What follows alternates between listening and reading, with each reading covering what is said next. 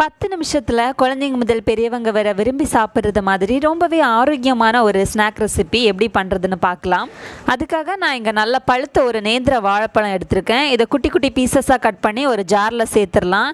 இது கூடவே வாசனைக்காக ஒரு 3 ஏலக்காய், அப்புறம் ஒரு பழத்துக்கு ஒரு முட்டை சேர்த்துடலாம். அப்புறம் இனிப்புக்கு தேவையான நாட்டு சக்கரை நான் இங்கே சேர்த்துருக்கேன். உங்களுக்கு தேவையான நீங்கள் ஒயிட் சுகர் கூட சேர்த்துக்கலாம். இப்போ இதெல்லாம் சேர்த்து நல்லா மிக்சியில் அரைச்சி எடுத்துடலாம்.